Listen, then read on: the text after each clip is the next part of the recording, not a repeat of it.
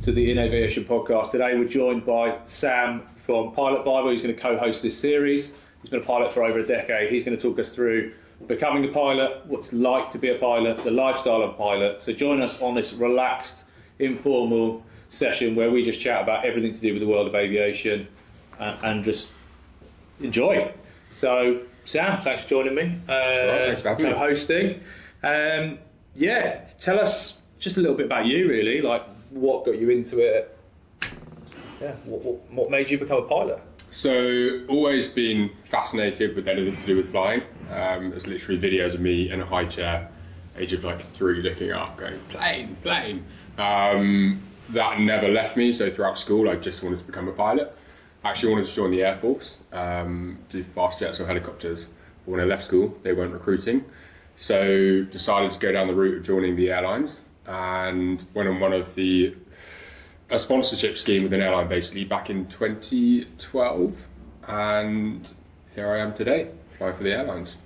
It's interesting you said the military part, because I think everybody wants to do that, but then when you kind of get into the nitty gritty of looking at it, you're quite a tall bloke, and you look at it and all the cool stuff, you've got to be like quite small to do it. Fast jets, you can't be over like 5'11" or something to do them. Yeah, there is a height limit. So it's like all the cool stuff, you can only be small, but if you want to be tall, it's like, no, you can fly like a C-130. The stuff you're like, that's not that fun. I'm sure that people do find that fun, but it's just, it's not what a kid would inspire to be like, oh yeah, great, I'm going to go and do that. So, So you're obviously a pilot now. You've got Pilot Bible as well, which we'll touch on in a bit. How much of your life is commercial flying? How much of your life is you do this as a hobby, and then how much of it is just a case of, it's the Pilot Bible side as well, because you've got a lot going on. I mean, so at the moment I'm full time in the airlines, so I would say 80% of my life is flying commercially. When I'm full time like this, I don't have much time on the side to do other bits, so that last 20%, 10 of that is just trying to live a normal life outside of work. And the other 10 is trying to do my work for Pilot Bible. So I don't have much time for like hobby flying at the moment. But as we've discussed previously, I'm going to go part-time in a couple of months, and that will open my life up, and then I'll be able to fly a bit more for fun on the side and focus more on just life and Pilot Bible. Cool. So you did integrated course. Was it integrated? Yeah, fully integrated. So how did that sort of like kick on, and how did that kick on? What was it like? Just talk me through that, because I'd love to be a pilot. I've got no idea. I've been to Pilot Expo a couple of months back and had a wander around that, and you've got all the module based ones, and then you've got all the ones like you've done the integrated side of things. So talk me through what that looks like, and if I was to do it, what would I expect? I mean, it's intense. So it's basically 2 years full time, Monday to Friday. The first 6 months is going to be ground school, and it is like 9 till 5 or 6 in a classroom every day, all day for the whole 6 months. And you're just smashing out the theory behind the flying. Then you move into the flying phase, and a lot of flight schools now will take you abroad to do your flying phase. That could be another 6-ish months of learning to fly light aircraft and twin engine aircraft. Then you come back to wherever your flight school is based. So for me, that was back to the UK. And you'll be doing the next phase, which is normally the simulator phase. And that will normally take you towards the end of the 2 years, and then you'll join an airline. But that 2 years is just full time, smashing it out. Not much room for life outside of what you're doing. It's like university, I guess, but compressed down into 2 years. And you're not going out and just getting wrecked every night. I mean, after exams, there are days where that definitely happened. But yeah, as a whole, it's probably not so much that vibe. But it was good fun. So everything sounds amazing except for the ground school part, because that's the bit that's the bit that tough. For me, I'd be like, you've got to do it, I get it, I understand that. But in the future, you're really going to have to do that with like technology and everything now. Like that's the bit that I sit and think, could I do that? Is that what I want to do? Like jumping in a simulator, I think that'd be exciting regardless. But could you learn, I'm not saying that you can do this, by the way, for anyone who thinks you can, but if you could learn to fly a simulator, do you need all the ground school stuff as it is? I mean, I guess the ground school is the theory underpinning everything, but it's kind of like school, right? Think about how much stuff you learn in maths at school, and how much does that apply to like everyday life, all the like arithmetic, all the weird stuff like that you never really use once you leave school. I would akin ground school to that. There's lots of like formulas and things that we had to learn how to use. I've never thought about them in the last 10 years since leaving ground school. And I remember at the end of ground school, just before our exams, my room, we all lived in shared houses, which was great fun. In my room, I had little post-it notes, like colour-coordinated post-it notes on all 4 walls. Every wall was covered in post-it notes with like different formulas and ways of working things out and all the bits of information you needed to have in your head to recall for the exams. And I would say 80% of those never had to use again.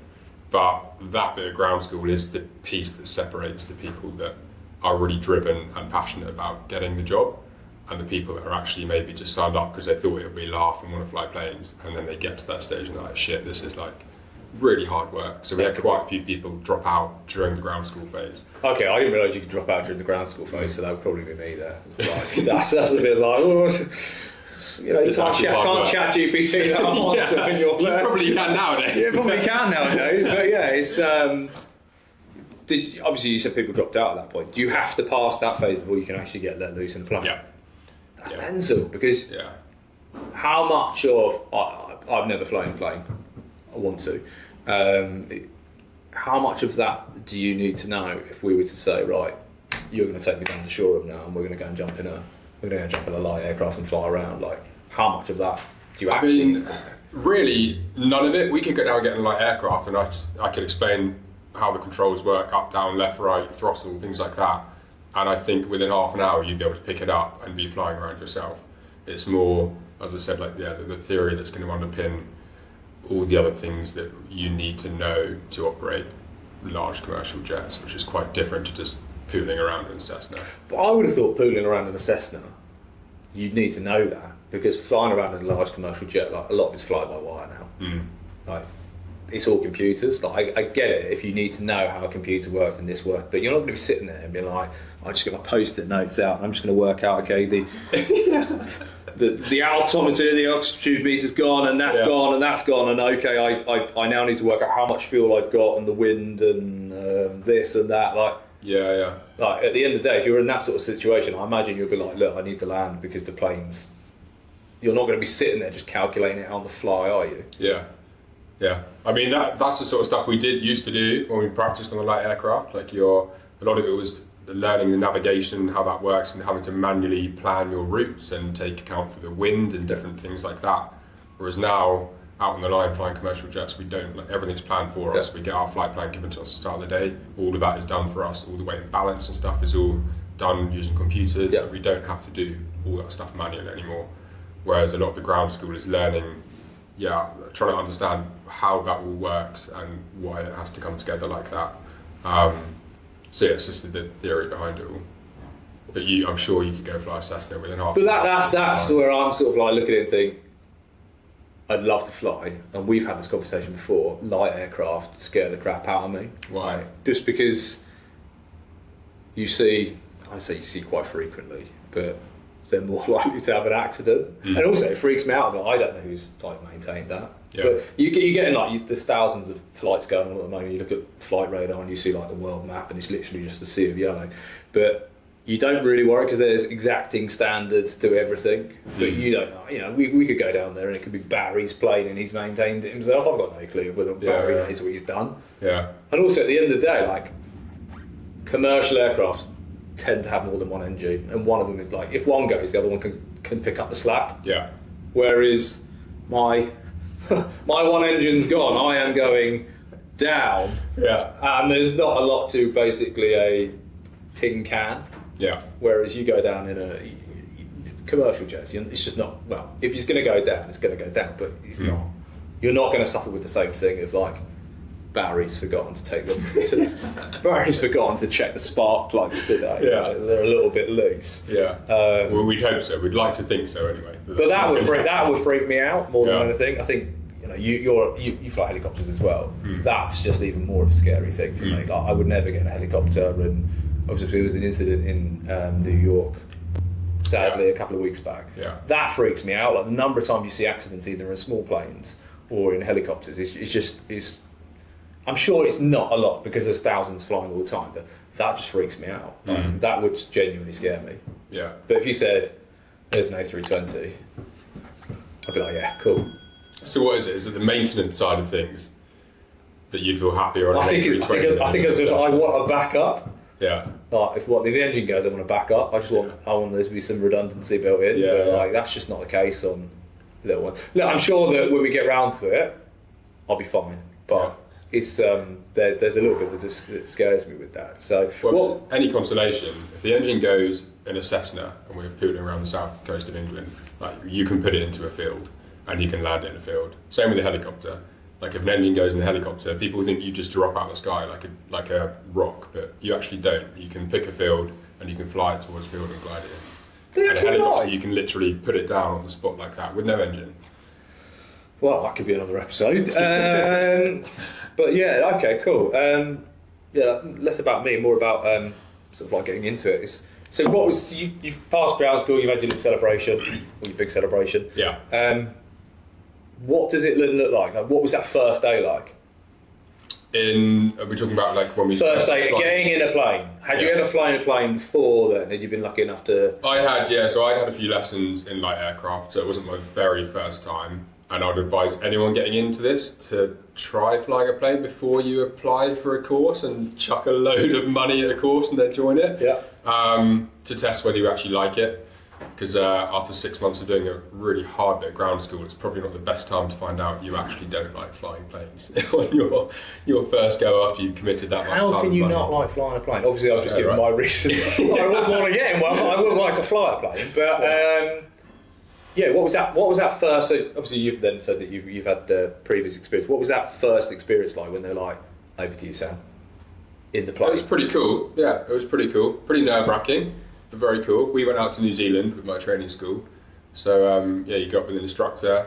They start teaching you the basics of straight and level and things like that, and give you controls one by one, and just talk you through what you're doing. But by that point, you kind of have an idea of how everything's going to work because you've just spent the last 6 months figuring it all out in ground school. And what was that like then before you'd done that? Obviously, you said that you flew through a bit of money at it beforehand, but that first flight when they're like, there are the controls, they're handing it over one by one. What was the most difficult part or the most nerve-wracking part, or was it just everything? Or? It's a good question. Not blowing my own trumpet, but it all kind of came together quite well for me. Maybe it's because I had lessons beforehand. And I don't actually know anyone that struggled with the flying side of things. It's more the navigation and the management of various other things and the planning that tends to be harder. But when we were in New Zealand, it was summertime, so the weather conditions were great. So all the flights we did were, the flying side of it wasn't really that challenging. It was more other things. Would you liken it to being as easy as driving a car? Because I remember my first ever driving lesson. I was like holding on for dear life, and then you realise now you don't. Well, you do have to hold steering wheel, but you're not holding on for dear life. But you're doing stuff with your feet. You're checking your mirrors. You're doing. But you're now doing it, and you don't. After like 5 minutes of doing it, you don't really think of it. But what was it like there? Because a lot of people probably won't realise that you control parts of the plane with your feet at the same time. It's not just up, down, left, right, fly around. It is. There's a bit more to it, and I think that for me would be like, okay, what you appreciate that you know what it does what, but what at that point were you like, oh, I'm a bit nervous about taking that bit on, or is it just come naturally? You're like, oh, cool.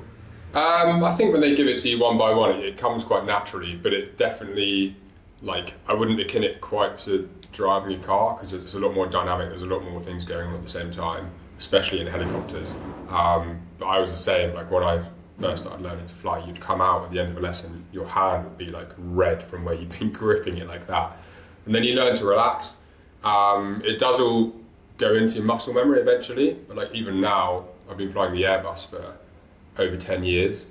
If we're doing like a challenging crosswind landing or something like that, I will talk through out loud which pedal I'm going to press at which point in the flare and what input I'm going to put into the side stick with the first officer, just to make sure that muscle memory is up to scratch and I'm doing the right things, because there's a lot of coordination involved with hands and feet at the same time. So cool. So you've started to fly. You're getting into sort of like a routine. You're going through your course. What point did you get to where you were like, this is amazing, this is definitely what I wanted to do? And like you're on, when did you get that? When was that like light bulb moment? Like, I'm kind of making it here. This is great. Flying solo, I think. Oh wow, okay. And especially flying solo with your mates in other aircraft, quite close to you. Obviously, we're not allowed to do formation flying in flight school, so we definitely didn't do formation flying. It just happened to be quite close. Just happened to be quite close to each other, sat on each other's wingtips, but definitely not formation flying.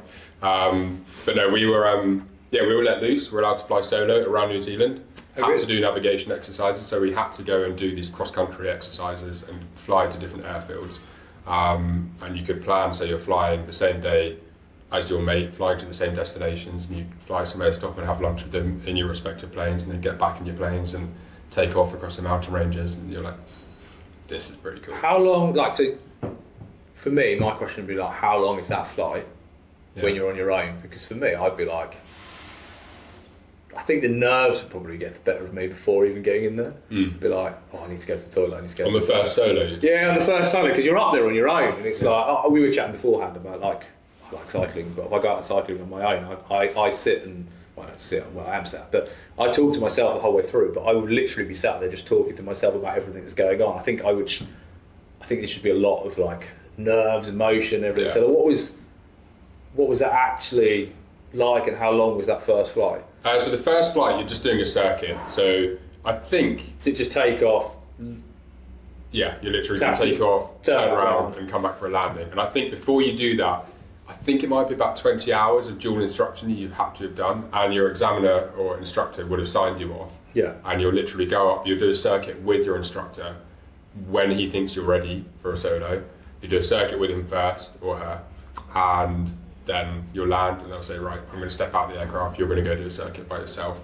And that was a cool feeling. And then from there you just progress, and you'll then go back another day and do 5 circuits by yourself, and then you'll go outside the control zone by yourself and come back, and then you start doing cross country. So it's all like little building blocks, I guess, and little. I had just visions. I was going on a sightseeing tour of New Zealand there. I want to fly over Mordor, and but actually it's not. It's a lot more structured. Yeah, you build up to that. It's like, you're ready to go 20 hours in, bugger off. It's like 20 hours of driving lessons, and you can go off and tour Europe now. Yeah. But all right, cool. Any parts of that process where you were just like, this is tougher than I expected, or you were just like, you didn't enjoy? You can say ground school. Ground school actually was, I found it quite fun, although I don't like a classroom setting. Like, we were there with these guys we were living with. I really enjoyed the company we had there and the social side to it. That was my university. I didn't do university, so that was my university. We did get weekends off, so we did sometimes let loose, and it was really good fun. And we were kind of learning and developing and progressing. So I did actually enjoy ground school, but it was nice when it came to an end after 6 months. We were like ready to go and start flying planes. But in terms of bits where I was a bit like, maybe not enjoying this too much, I think in the simulator phase, which was the very final kind of phase, that's when we started seeing the realities of what the job might hold for us in terms of working hours. And I was a bit naive when I entered the industry, and I thought, airline pilot, glamorous job. Didn't even pass through my mind that we might be working crazy hours and getting up in the middle of the night to go to work and things like that. I remember one of the first sims we had, it finished at 3 o'clock in the morning. And I remember seeing it on my rotor, and I was like, what? 3 o'clock in the morning? That must be like a mistake. We're learning how to fly simulators here. Why would they do it at 3 o'clock in the morning? Did that, and then in the next block we had a sim starting at 3 o'clock in the morning, so getting up at 2:30 in the morning. And I was like, what is this? And now, having worked in the airlines for 10 years, that is normal to be waking up for work at those times and finishing work at those times. So I'm someone who likes my sleep, and I like a set sleeping pattern, as most people do. And that was kind of the first time where I struggled with tiredness and I guess fatigue. That's the first time for me I was like, oh shit. Ooh, how did you then combat fatigue and tiredness at that point?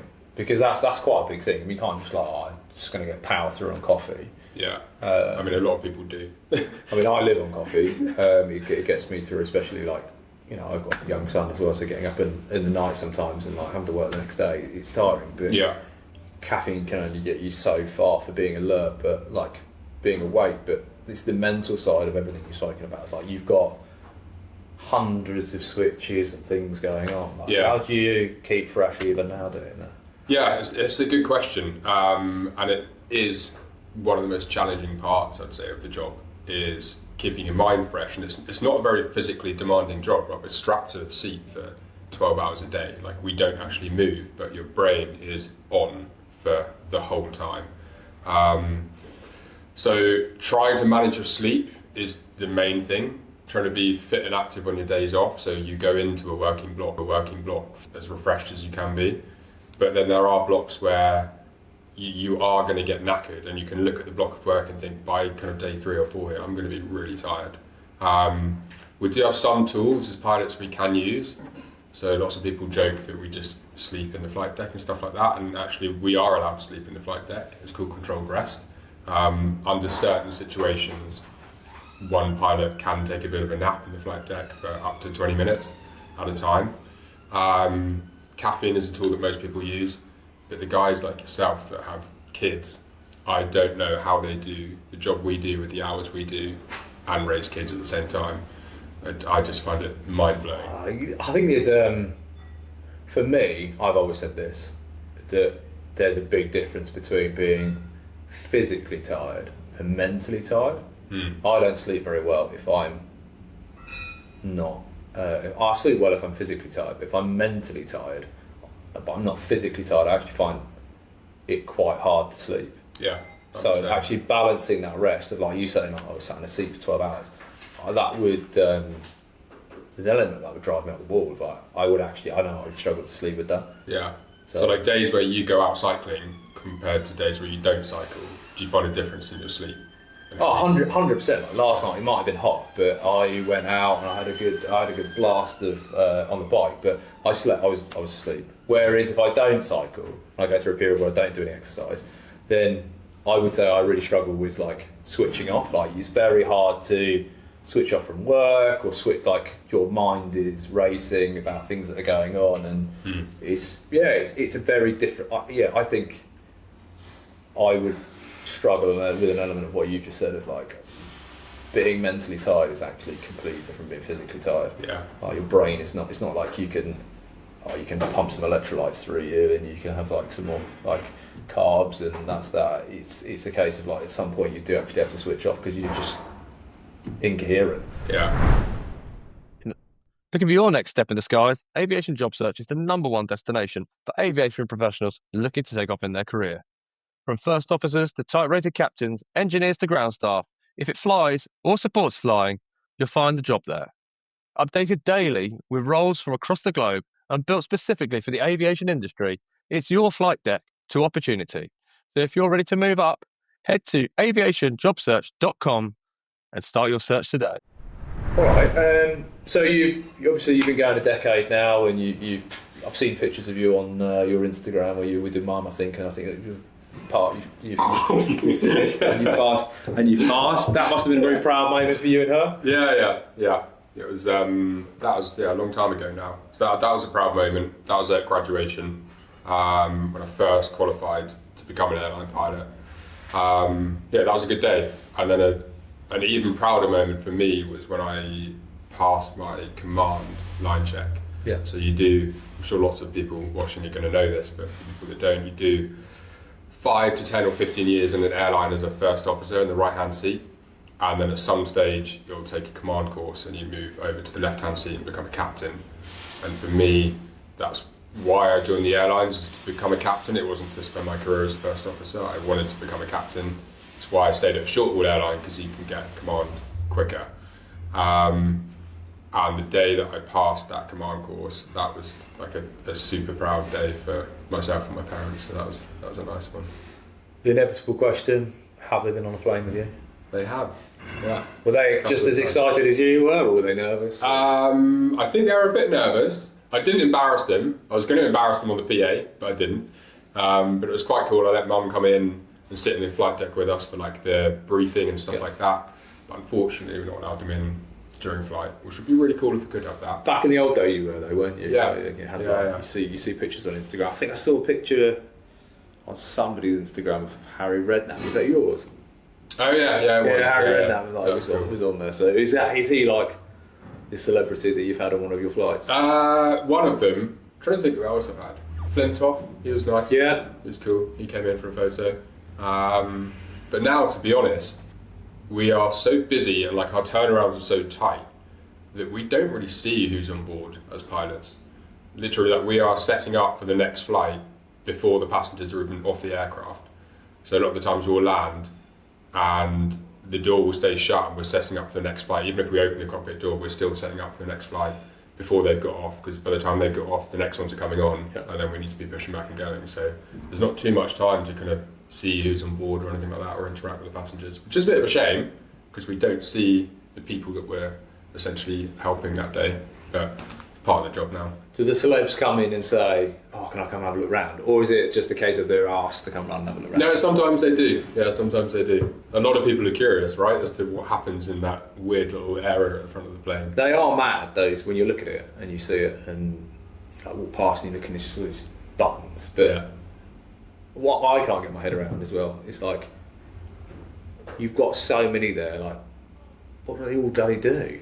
I have no idea. Because you've got like, I've forgotten what the little thing is that you've got down to your like left hand, either left hand or right hand side, depending what it is, where you put in like punching coordinate. You've got the headings over on the top and stuff. You just think you have to learn so much. In a car, it's literally just like that. Stop, go, turn. Stop, go, turn, off. Volume up and down. Yeah, that's a good one. Like, is there anything that goes on in the cockpit that's a bit different? Like, it's not like a car where you've got music on, but is there anything else that goes on in the cockpit when you are flying? Is it literally just business? How do you mean? Well, a little bit like, do you chat much with like the first officer? Just like, can you just have like a conversation with the first officer about what's going on? Because like, I don't want to freak people out. Like, he's obviously demanding, but can you just, at what point can you relax and just be like, you know, it's not like 100 miles an hour when you're doing the takeoff, you're doing the landing. Yeah. Let's be honest, we all know that you can course correct and using what's on the plane. So, but yeah, you know, what's it like then? Like how much of are you involved in flying when you're up there? And then at that point, you need to look at the instruments, but what else happens? Yeah, good question. So it's always like situationally dependent and dependent on the person next to you. So if I'm flying with a brand new pilot, the topic of conversation is probably going to be like around flying the actual aircraft for the whole day. Whereas if I'm flying with a really experienced guy and we don't really have to give that much capacity, especially in the cruise, to flying the thing, then our topic of conversation is probably going to be very different to like that of a brand new pilot. And we can talk about common interests and Formula One and cycling and things like that. On longer flights, like that 12-hour day I was talking about this week, we're literally in the cruise for 4.5, 5 hours at a time, and there isn't much to do. There'll be a few heading changes. We're listening to the radio the whole time, so you can't switch off, but there is not much to physically do. You're monitoring the aircraft, but mostly it's doing its own thing. So we'll talk. Eventually, conversation's going to dry up in like a 4.5 hour cruise, locked in a box with someone. So kind of at the pilot's discretion, you can do things in the cockpit, like you can read a book or read the paper or something like that. Really? It tends to be... I imagine that people that don't like flying, that would actually freak them out, being like, oh, the pilot's just sat there reading the Sun or something beforehand. But that's quite hard, because you're short haul. So it's just the two of you? Yeah. It's not like I've seen somebody on Instagram recently where they said they were like they were in the cockpit. I don't know whether or not they were actually flying or involved in, but like safety pilot. Safety pilot. So we have that sometimes. So if one of the two guys or girls in the front are training, so if it's a new captain or a new first officer, you'll have a safety pilot sat in the jump seat, just as like an extra pair of eyes and ears to have an overview of what's going on and see if they miss anything, or if something goes wrong and one of those new pilots is failing part of whatever they're doing or what they're training towards, the safety pilot can jump in and take their seat. Okay. So it's just like a backup, really. When you start flying, you'll have a safety pilot there for the first, I think, 10 or 12 flights. Oh, wow. And then when you move over to the left-hand seat as a new captain, you also have someone behind you as well, just watching what's going on, and just a backup. Cool. That's a bit different than what I was expecting. What were you expecting? I don't know, to be honest. I think there's obviously stark realities and differences between long haul and short haul. We've spoken about this before, how I said if I was a pilot I'd love to do long haul, but you kind of see a lot more pilots, well, I think you see a lot more pilots in there. You know, if you flew from like London to San Fran, and there's not just going to be the two guys just sat there, or girls sat there just flying, there's going to be more people there, but I don't know how many more. I think it's maybe, is it 2 more or 1 more? So yeah, London, long haul is obviously really different. London to San Fran, you might have 3 crew, you might have 4 crew. If it's 3, it'll normally be 1 captain, 2 first officers, and for takeoff, there'll be 3 people in the flight deck. Yep. So again, 1 is observing, 2 flying, and then you just rotate. So I'm not long haul, so I don't know the exact figures, but I've got a few friends in long haul, and they normally get about 2-3 hours of rest in a bunk, and then they'll come into the flight deck. This is once they're in the cruise, and they'll swap, and it's like musical chairs. So the captain will then go for a sleep, and you'll have 2 first officers flying, and then the captain will wake up, and the first officer will go and have a sleep, and the captain gets back in that seat, and you just move around in circles basically. So it's a lot more chilled out.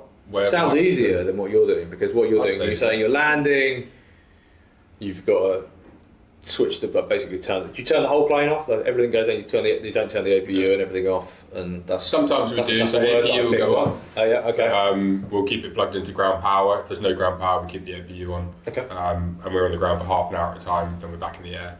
But yeah, long haul, personally, I think it's a piece of piss. But they deal with a different type of fatigue that we deal with, which personally I couldn't do. And that's why I have never applied for long haul. Yeah, you were saying that you don't deal with jet lag very well. Yeah, no, nor sleeping on planes. So hopefully short passengers will be happy to hear that I struggle to sleep on a plane. But yeah, long haul, I couldn't do it. I can sleep anywhere, especially if there's like monotonous noise. Like I normally sleep before takeoff. Oh really? Yeah, so I can sit there and just hum. I could just fall asleep. My wife hates it because I'm just like be asleep. Like we've done I flew a lot last year to Porto. I think I did that about 7 or 8 times last year, but I would sleep for the entire 2 hours completely refreshed and ready to go again. Yeah. But yeah, I can sleep anywhere, so I don't mind the jet lag either. I can kind of semi deal with that, but I think what you're doing would probably be a lot harder. Because we were chatting last time. I was complaining about Heraklion Airport, and you were like, "Oh, I'm going to Heraklion," and I was like, "It's a horrible airport in the summer." But you don't actually ever get off the plane, do you? No. So when you land, obviously pre-flight, you walk around the plane, you check it. You pull I don't know if you genuinely pull the things out that say take off before flight, that they hand you out all these recruits. Someone does, we don't. So you don't do that. But when you land second time around, do you do that walk around just to make sure the wing's not falling off? Yeah. So one pilot will be doing the walk around while the other one's setting the aircraft up, and then he'll come back in and help set the aircraft up, and then when you land the next time you'll swap roles, so whoever did the walk around last time will do the walk around this time. But there's also other people that do walk arounds who will have, the engineer will do it at the start of the day, and then we'll do it, and then one of the ground team before they push the aircraft back will do it. So there's like a lot of redundancy in that as well. Yeah. And when we land down route, we'll do a walk around, and then a member of the ground team will do it as well. So there's always at least 2 walk arounds done. The member of ground crew that's doing it, for my peace of mind, are they an engineer? No. Or are they just some random? No, but they're Could I be a ground crew person and be like, oh, cool? They're normally pretty eagle-eyed, like surprisingly eagle-eyed. Yeah. What are they looking out for? Stowaways? Honestly, mate, they spot the smallest stuff. So they'll spot like a screw that's like partially unscrewed. And sometimes it's stuff that we as pilots don't even see, because we're looking at lots of different things as we walk around. And they'll come in after we've done a walk around, they'll be like, yeah, there's this screw that's like 2 screws, there's 2 rounds unscrewed. And we'll be like, oh shit. And then we'll call an engineer to come and screw it in. It's not the end of the world, like screws do sometimes pop out and things, but there's loads of redundancy in all of it. So yeah, I wouldn't have, that's the bit that's like probably freaks me out a little bit more now. It's just like, it's just not a random person. I'm sure there's qualifications for it that they've got to do, or at least, but that's actually quite scary. Of like, you've got to do the walk around. You said to start with, it's an engineer that does it, then it's ground crew, and then obviously you do. So when you're leaving, fine. On the way back, that's the time to panic there for me. Yeah, but you know a pilot stuff as well, right? Yeah. And we like to think we know what we're looking at. It's a lot for you to take in though, because you think about that. Like, you've got to look round, you've got to do the inspection. You see people do it on watch it on YouTube or Instagram, and you see people doing it, and then they're looking up in the wheel well, and they're like, but how the hell, like, do you know, unless like something's obvious, how do you know, that doesn't quite look right? I guess it comes with experience and time, and when you first do your first couple of walk-arounds, that you're going to be doing them with a training captain who's showing you exactly what you need to be looking out for. And then over time, you'll notice when something doesn't look right. It's like if you jump into your car and the tyre's a bit flat or something, you'll just notice it, right? Yeah. Shit, that doesn't look normal. Same with the plane, but the planes nowadays are so advanced and so clever that 99% of the time the plane's going to tell us when something's wrong. Which, I mean, I can't even remember sometimes before I go to bed whether or not I've locked the front door. So I've got to go down and check like 4 times. So I'll be like, sorry guys, we didn't slide the delay. I need to go around because I forgot. Did I actually check the wheel well? No, I didn't. Cool. So yeah, I mean, you've given pretty good sort of like intro to sort of like a little bit about you and on what it's like and stuff. Why did you create Pilot Bible? So I created it during COVID. Obviously it was a time where we were all at risk of losing our job, didn't really know what was going to happen. We were all furloughed, no one knew what was going to happen with the industry. We were offered voluntary redundancy, things like that.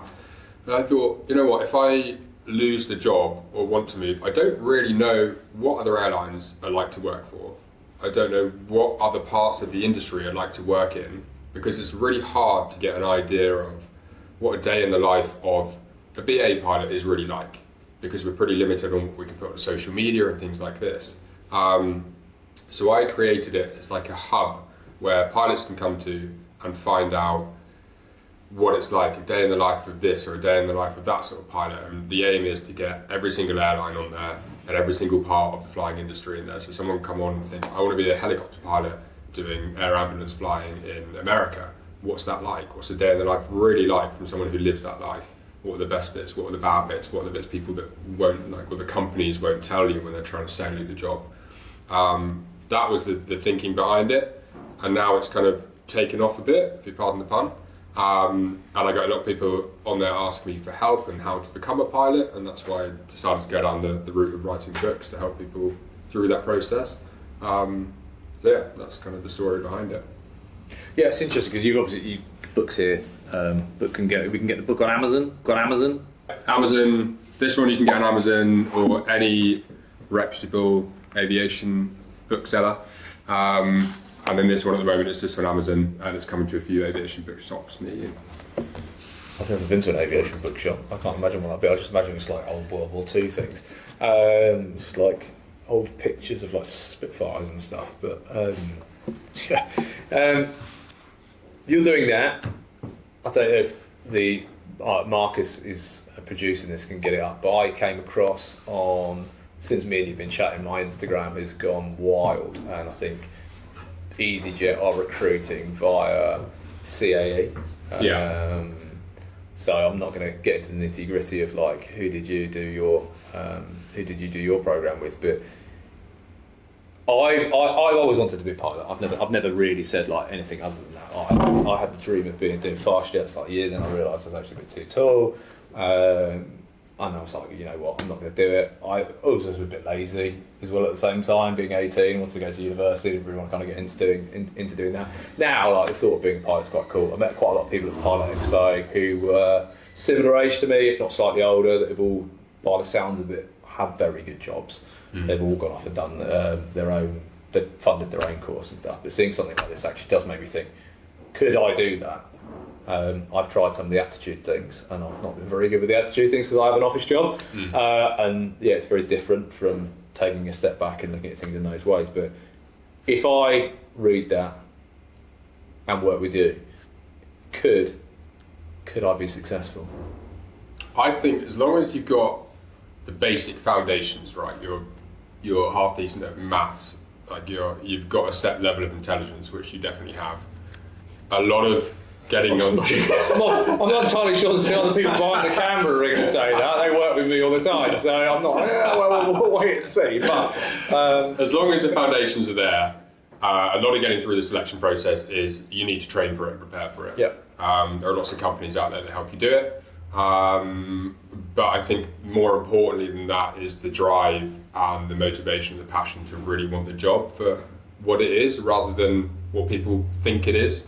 So if you're doing it just for the money, you're probably quite unlikely to succeed. And now the course is getting so competitive that you need to stand out with why you want the job. If you rock up and you don't really want it, you just want it because you think it's going to give you a lot of money, like the people interviewing you are going to see that and you're probably not going to get a place on the course. So it needs to be kind of like a BBC, applying for a BBC show where I need a bit of a sob story and a reason to be a pilot. That's it. Like my gerbil was the first ever pilot and he's no longer with me and I need it. Now I'd be interested to actually give this a go. I mean, I've always wanted to be a pilot. I think it's quite cool. Yeah. Being a pilot, paying for it from scratch, like 120 to 150k, is just, it's not going to. Most people don't have that money unless you're very well off. I mean, one of the guys I met, Spanish guy, did it all in Barcelona. He was previously an architect. Well, he is an architect actually. And he gave that career up. He's given that career up because he got to the age of 41 and he was just like, I need to do it now or never. And he's 45 now, and he went there. He graduated and everything, but he didn't have anywhere to go after that. So it's quite a risk. That's a lot of money to like, unless you've got it. It's a lot of money to throw at a punt of like, oh, I want to do that. So this is definitely like, if you're going to do it, these definitely have to be it. Like what you want to do. I looked at the Speedy Bird from British Airways a few years ago, but I don't know that much just closed. But we should definitely give this a go and see whether or not you can help me through this. Do it next time. I think I'll fail on the aptitude stuff. More than anything. We'll give it a go next time because I am not ingrained in that way.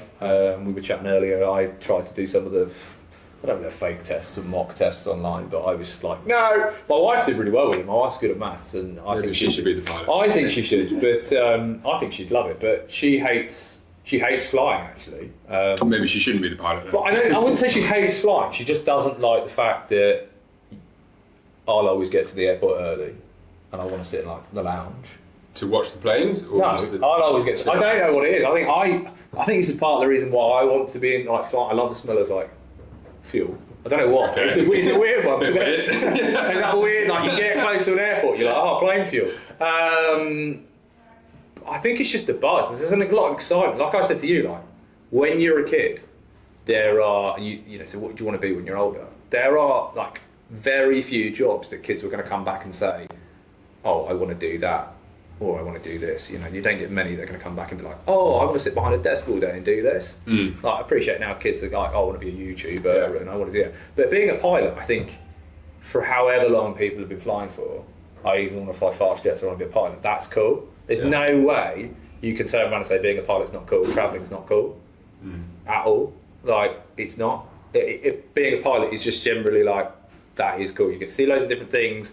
I've seen a lot of videos and bits on Instagram where you see some of the sunsets and stuff and you're like, Christ, that's like... Some of the views are pretty special. That can't ever get old. Yeah. There's lots of the job that does get old after you've been doing it for a good number of years, but the views don't, they stay the same. Yeah, I think every job gets a bit like that. It's like 9 to 5, it's, you know, you think about it, it's like it would be the commute up to Gatwick, the commute to Heathrow. Like, that will always get old, but I don't think you'll ever, for me, no matter how many times I've flown, it never gets old or tiring unless the plane's been cancelled and the company that have cancelled it, I'm not going to mention their name, but they've done it a couple of times now, and we've referenced them in this. They don't give you the compensation, and they say that it's not their fault, and it is their fault because they cancelled the flight 4 days beforehand, and they said that it was cancelled on the day. That's the only time it ever gets old because I've been cancelled a few times, and that's a pain in the arse. Yeah. But I think. It's probably one of the coolest jobs that's out there. I don't think there's many other jobs that kids can turn around and say they want to do. It's like pilot, firefighter, astronaut, Katy Perry. Why? Why do you think? Allegedly. Why do you think it does attract why is it one of those jobs in children's eyes out of interest? From someone who doesn't do it, an external point of view, because I was one of those kids, right? I wanted to be a pilot, but I've actually gone and done it. But now I'm sometimes jealous of people that have more normal jobs and normal hours and normal lives and can socialise. I want to ask you in a minute about what's a normal job. So we'll talk about that. Yeah. But for me, I think it's the freedom of like, you're able to see so much and do so much, and it's just different. Like we were joking earlier, like, sure, pilot, you're a taxi driver. Yeah. Like being a taxi driver around here in Brighton, like, yeah, that would be pretty boring. No offence, but it would be just pretty boring because a lot of people. Well, I don't know how many taxi drivers are going to watch this. But if you are a taxi driver, so Sam, he just gets to go to some different locations. I think you look at it and just be like, look, one day you could be, like you were saying, one day you'll be Gatwick to Heraklion, then you'll be flying up to Aberdeen, and Aberdeen you're going somewhere else, and you're going somewhere else, and you just, I think it's a sense of adventure. You're seeing loads of stuff, and I think it's just the fact that, like, I think travelling's quite fun, being high up, you are responsible for stuff, but equally at the same time, you're probably going to say you can't do this. Like, I do an office job. I can't always leave my office job in the office. Like if I go on holiday and, you know, people I work with are great, but sometimes you are contacted, some other times it's very hard to switch off, but you get off the plane, your shift is done, you're done.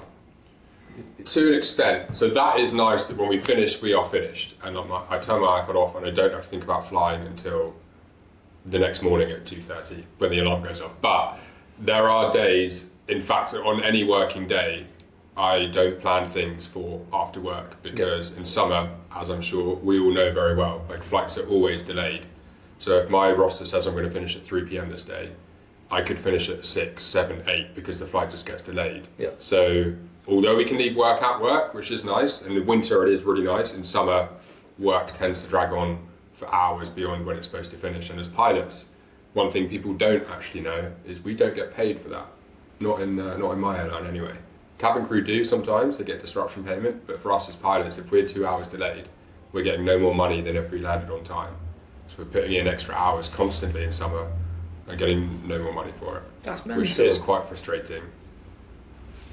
Oh, so how does that then work? Is that, because I see it like, again, I haven't got it here and I haven't sent it to Marcus, but I was looking at like what airline pilots get paid around the world, like the lowest paid ones, the highest paid ones, and I think in Canada, Air Canada guarantees 73 hours a month, or something similar to that. We'll find it, I'm sure. So do you only get paid for the flying hours that actually the plane is in the sky, or do you get paid from like, your flight's at 7, so you need to be here for, I don't know when do you need to get to the airport if your flight was at 7 a.m? For us, it's an hour before, so we'd get there at 6. We'll talk about that because that's an interesting one. I've got to go through all the security stuff. It clearly looks like you've obviously got different channels. So do you get paid from being there an hour before and then for the flight and then? Technically, so we're not paid hourly. We get paid in my airline anyway, a base pay, and then you get sector pay. So base pay is you get paid that whether you fly or not. Okay. And then you get sector pay for each flight you do based on the length of the sector in miles, not time. Oh wow, okay. So if that sector is delayed by 2 hours, you're still getting the same money because you're flying the same amount of miles. But then other airlines, bigger airlines, long haul, BA for example, they pay duty pay. So their pilots do get paid more the longer they're delayed because they're getting paid per hour. And in fact, they get paid per hour when they're on a night stop as well, which is pretty nice. So every hour they're away from base, if they're away on a 5-day trip, they're getting paid every single hour of being away. There's a lot of benefits to being a long haul pilot that I think you're giving up. Yeah, talk me through like what that looks like. You get to the airport. I mean, we get told we need to be there 2 hours before. I'd appreciate you don't have to check any bags in. Although weirdly, we'll get onto. I want to talk about it a bit later. It's like pilots because you can stereotype them in quite a few ways. You've got those. I don't know how best to describe it. I don't want to offend all the pilots on there, but you've got these weird like little leather suitcases that they sort of like wheel around the old dudes. Yeah. I can't see you with one of those. And if you've got one, then hopefully somebody can sponsor this podcast and we can get you something a little bit more. No, I don't have one. Modern day. I'm a backpack guy. I'm a backpack guy. Yeah. You're not a briefcase guy. Not a briefcase wanker. Can we say that? But so you've obviously not got to check stuff in, but like, what does that look like? Because you get off the long haul, the long stay car parking place at Gatwick. And I think it's north. Yeah. And as you walk, you come off and you walk round and you do the little dog leg round. Yeah. Like, you all seem to like bugger off through a different entrance. Yeah. One of my colleagues, George, he thought that was the entrance that we went into when we were going to Germany. Try and follow no, follow them all in there. I think it's actually his second flight he'd ever had. He barely left the country. Yeah, he's barely left the country, so we took him to Germany, and that was a horrendously delayed trip. But so what happens when you go? Like, what happens when you go in there? Same as you guys, as passengers. It's literally the same sort of security. It's just a staff one. Clear security, beelines of spoons. That's it. 5 pints. 5 pints on the plane. No, security is the same. We got the same limitations as passengers, which is seriously frustrating. So every single day I turn up to work and then have to unpack the bag I've just packed. Belts off, everything off, shoes off. All goes through a scanner. Normally something will get taken away from me that I've forgotten was in my bag, like a bottle of water from the day before. Yeah. Even like my fuel powder, they'll try and take it out, like they'll have to rescan it and things like that. Used to bring overnight oats to work to try and be healthy, but 50% of the time they'll take them away from me because of the yogurt in there. So I've given up with that.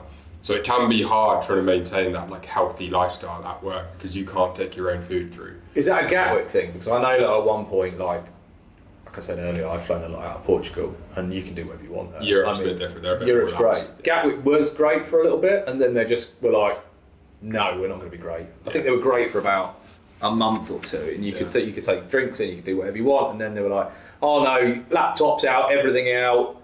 Yeah. And I think that's changing back, to be fair. Like, I think you can go through now and you don't have to take anything out of the bag, but you're still limited on liquids and things like that, which is a bit annoying. You're not in a lot of other countries. Yeah. But at Gatwick you seem to be, so it's interesting then that obviously they take you overnight hideaway. So when you get through there, food's always a big thing for me. Are you saying you have to eat breakfast before you fly, or is there food the other side? Like, what happens when you go in there? Because it's not like a lounge. It's not just like a load of pilots and first officers and cabin crew just sat there like all in what looks like a departure lounge. Yeah. So we can obviously get our food from Pret or places like that in the departure lounge. So you go back through into the departure lounge? Yeah. How do you get back through the departure lounge from that sort of like weird little? It just joins into the terminal. So we're going to come into the terminal, walk through the departure lounge to our aircraft. Can grab food on the way. We do get food on the aircraft, but it's not the most nutritious, you could say.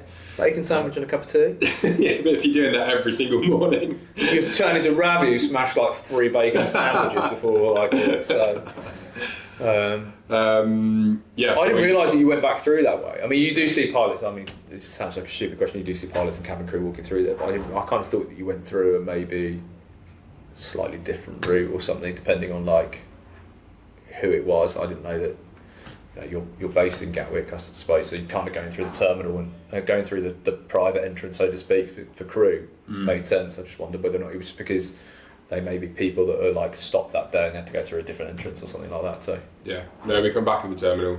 I tend to put my jumper on if I'm going through the terminal, my jumper, because walking through a terminal, pilot's uniform, you always get stopped and people are always asking you questions. Lots of things I don't know the answer to, like why is this flight delayed? What's going on here? So black jumper goes on, black backpack, and no one knows I'm a pilot, and I just sneak through anonymously off to the plane. do you feel, obviously you've just said that you put your jumper on, but you see these people and they're like, they're full on regalia. Sometimes it makes me laugh because you'll see some people proudly wearing it, and then you'll just see this really scruffy old guy wearing it. He's got a bit of a pot belly, and they just look scruffy as anything. You think, I hope that's not my pilot.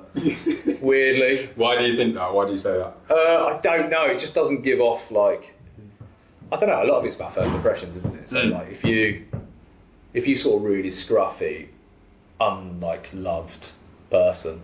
Unloved, maybe not the right word, but it's a bit harsh on him. that's not your fault.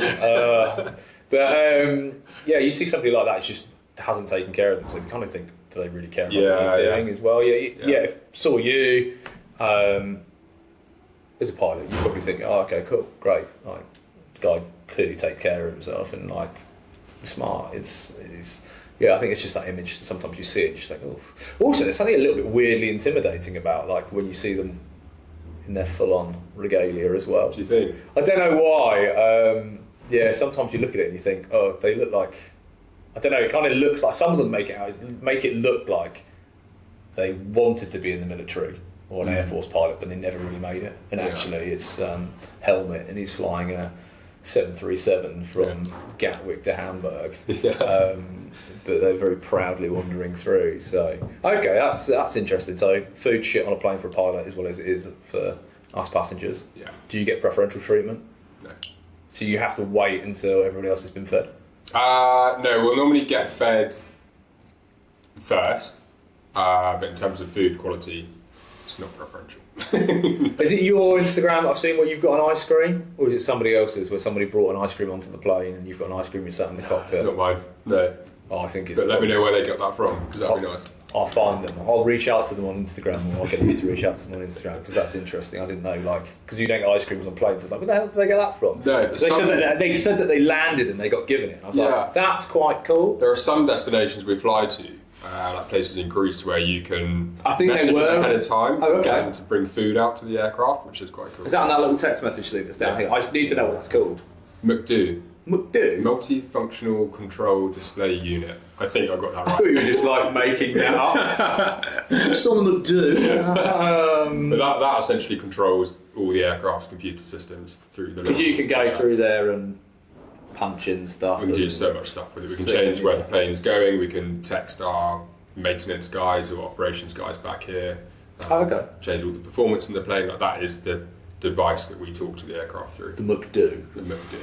So the McDo. Okay, right. Well, I thought you just made that up. But, I know that they're there because I follow a couple of people on YouTube that do flight simulator stuff, and they've just got all of this, all the gubbins, and they're like playing with it and doing stuff. And I'm sitting there thinking that looks quite good fun. But then they've got like an iPad over here as well, and that was a question I was going to have for you. It's like, do you have an iPad or something there? Does it plug into the plane? Yeah, so ours doesn't plug into the plane. Ours is more for charts and performance. So that's how we work out our performance. And then we have to manually insert the figures from that into the... What do you mean by performance? It's not like, I've got perfect posture on, I'm flying. Like, what do you mean by performance? So obviously we have to take off at different speeds depending on the weight of the aircraft, how many bags and people we've got, and whereabouts they are in the cabin. Is that trim? Trim, yeah, things like that. I'm aware of that. We put all these figures. We'll land. The dispatcher comes to give us a load sheet. We put all the passengers and bags in and whereabouts they're sat in the aircraft, and then that spits out the takeoff speeds along with where the trim needs to be, various things like that. So, okay, because sometimes you get on a plane and you get on there and they'll be like, please don't move seats because it's all balanced correctly. And I'm like, how the hell did you know that very large set of people sat over there are going to be sat in that seat? Because they weigh about 10 times the amount I do. Yeah. Like, you know, they must be taking like a rough average that the average person is 85 kilos, but they're like 160. So how does that then work? Like, how do you then know, like, if you've got a lot of lighter weight people at the back or heavier weight people at the front, surely that can't be right. I think it's all like standard weights we take. So I don't know off the top of my head what it is. I think it's about 80 to 85 for a male and a bit less for a female. But yeah, we just take standard weights, and I guess they average out across everyone on the plane, hopefully. Seems to work for us. I would love to run that as an experiment and be like, right, let's get some lightweight ones at the back or the front and let's see what happens, and can you get the trim right? Yeah. That would end up in a horrible accident if it went wrong, I'd imagine, so we probably won't do that one. Yeah, I've always found that one interesting as well, because it's how do you know that person is like the average weight? It could just be a fat flyer. Look at Americans. That'd be tricky. Yeah, they're all a lot larger. Like, they probably have a higher standard weight, right? Well, you look at like I've flown to China quite a few times. You get on a flight like that, and everybody's pretty much skinny. Like, they don't weigh a lot. So like, it's interesting. Like, if you're flying back from America, if the trim's different than if you're flying from somewhere else. I'll ask my long haul mates, because that could be a thing, and I don't know, because we don't do long haul. So I'd be interested if you're flying from America. Do you take a larger standard weight for a male? Yeah, because that's like, we know that. I mean, you look at it and you're like, the average weight of them. Well, I mean, most Americans don't have a passport, remember. Sorry, Donald. Political now. But we'll dodge that. But you genuinely do get on some flights or some countries, they are just generally larger people, and you sit there and think, how's that work out? So yeah, that's I'll find out, question for you to know. come back and ask I'll and find out about, because I think that's an interesting one as well. So yeah, Marcus is liking that. Marcus is thinking, God, this is the first one he's already offended America, and Donald's going to put some tariffs on us, so we may not be available in America. So that'll be a shame. This episode is brought to you by Pilot Bible, the ultimate online platform for pilots by pilots. Whether you're training, job hunting, or flying full-time, Pilot Bible has got your six. From study guides, interview preps, to operational knowledge, career insights, it's all streamlined into one smart, pilot-friendly hub. Forget trawling through forums or juggling outdated PDFs. Just head to pilotbible.com and see why thousands of aviators are calling it their go-to resource. That's pilotbible.com. Learn smarter, fly further. You kind of like spoken a lot about like some of the stuff that like somebody who doesn't really know much about flying like me doesn't know about. Like there's a lot going on there that you kind of don't see behind the scenes. But when you were speaking about the iPad or the tablet and you were chatting about your performance, it's like, is that to the company? Because I've seen it on Instagram and YouTube, I think, a couple of times where pilots are all they're sorting everything out beforehand. But is it the same app that they're using? Is that app available to like people like myself? Is it? Do you pay for that? Like, what is it? I definitely don't pay for it. No? The airline pay for that. You never know with some of these things. So I see it and you look at it and you think, have they got a specific British Airways one? Is there a specific TUI one? Is there a specific Wizz Air one? Like Ryanair? I mean, imagine Ryanair probably make their staff pay for it. But what is that? Is it? How does that all work? Yeah, so our app is not made by our airline. I don't know which other airlines use it, but it's designed specifically for airlines to use. Okay. I think BA might have their own one, but we've got lots of different apps. So like the performance app is made by one company, and that is to run all the performance and the weight and balance and everything. And then we've got a different app called Lido, or Lido, don't know how you pronounce it, and that does all our charts and everything like that, so all the ground charts. Because that's the one. I mean, I think it's probably the charting one that I've seen the most of. Because I watch these wonderful people on YouTube that are doing it, and they've got like the one that sets the trim and does all the other bits. I don't know how they get this information; it's mental. Yeah. But then the charts one's the one that I find quite interesting, because you kind of see, like, is there one universal charts thing that people use, or is it all completely different? Honest answer is I don't know. I think Lido is quite popular. It used to be Jeppinson, I don't know how you pronounce it, if that's right or not, but now we tend to use these Lido charts. Yeah. And I'm sure you can get hold of them as a member of the public. There'll be a way to find them. Don't worry, I'll be planning my first flight before you know it. But yeah, with those, because you see it, and sometimes they're like, oh, we're going to have turbulence today. You see a pilot, I think it's Flying Man Simon on Instagram, so, oh, there's going to be some turbulence going into New York today. Yeah. How the hell do you know there's going to be turbulence going into New York already, just from, like, is it just because of the weather charts in there? Yeah. Is it quite obvious that there's going to be turbulence? Like, because as passengers, you'd be like, oh, there might be a bit of turbulence, and then suddenly you're like, oh. Yeah. It's an interesting one. I'm actually writing about this, yesterday I was writing about this in my new book, about how we figure out where the turbulence is going to be. We get a report in our flight plan, which again is on our iPads, of where there might be turbulence based on the current Met forecast and things like that. But clearer turbulence, you can't actually see it, and that's a bit harder to tell where it is. So we look at the flight plan, it might tell us there's going to be turbulence around point X, Y, and Z today. If that looks like it's going to be the case, we'll bring more fuel on board so we can climb over it or around the turbulent areas. Obviously, if we're flying near or through a thunderstorm, it's going to be turbulent, or flying near a jet stream. Are you allowed to fly? I mean, actually, we'll go on to this in a second, but yeah. Thunderstorms. Yeah. You've just said that you can fly through them, so it's quite... Well, I mean, ideally, you don't want to fly through the middle of a thunderstorm.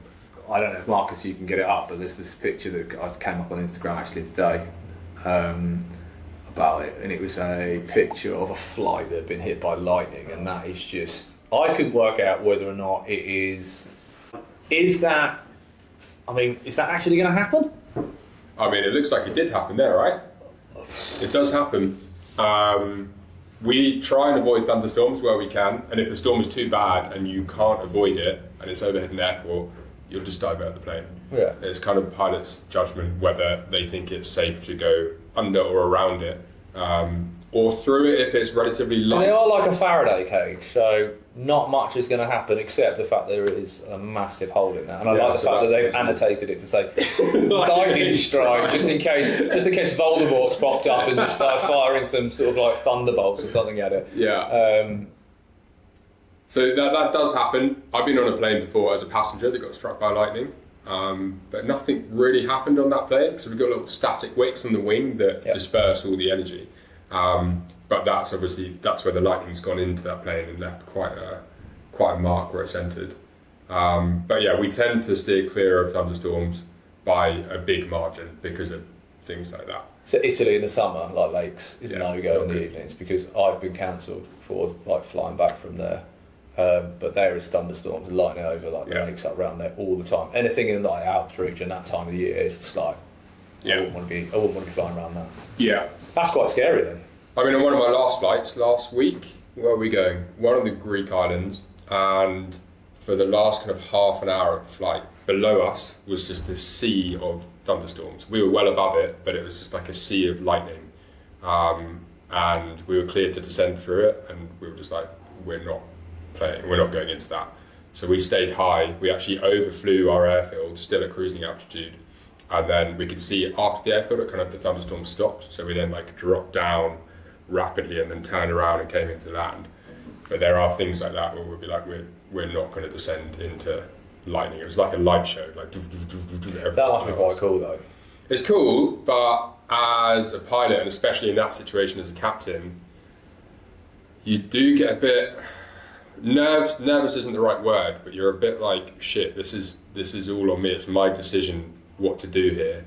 Is it the right thing to even be descending into an airport just the other side of these storms? Should we turn around and go somewhere else? And what happens if we can't get down the other side and you're having to think about where you're going to divert to? Is that good? And we were looking at diversion options, and they had storms around them as well. We'd obviously thought about this on the way there. We had enough fuel for places that were safe, but you do get moments like that, and it was nighttime as well, and you're just like, shit, I thought it was going to be quite a chilled out day today, and suddenly you've got to make like quite big decisions quite quickly that could have a big impact if you get them wrong. Yeah, no, I wouldn't have actually thought about that. I mean, so say we're flying into, I mean, we spoke about it before, Heraklion, there's a big thunderstorm going on, we need to go. Would you divert at that point, or would you be like, look, we're going to go through it? Because at what point do you suddenly be like, okay, is there like a dangerous window between like 20,000 and 25,000, which is like that's the scary times, or like once you're through it, is it better, or? Just depends on the intensity of it. Like everything's different, every storm's different. Okay. If it's all possible, I would avoid any sort of storm. I've diverted quite a few times because of bad weather, or even weather that we've tried. Going down to a place in Croatia last year, the weather didn't look that bad on our radar, but it was engulfing the airfield.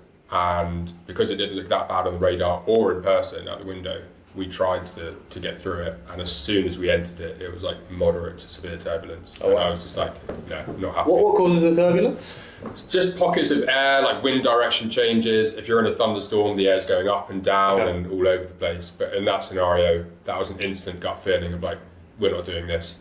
We actually heard the screams from the cabin through the flight deck door.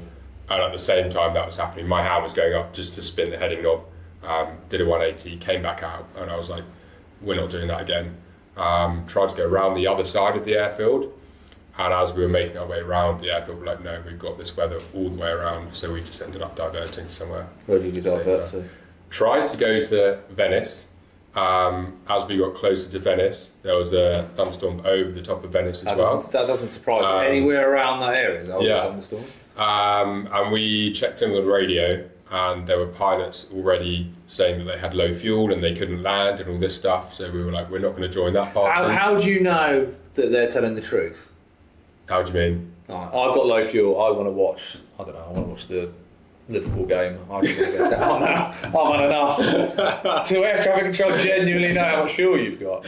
No. Super low fuel, need to land now. Just want to get off this plane. Maybe I'll try that one for future. I'll note that down. But yeah, that was a stressful day. That was a double diversion because we diverted to Venice initially.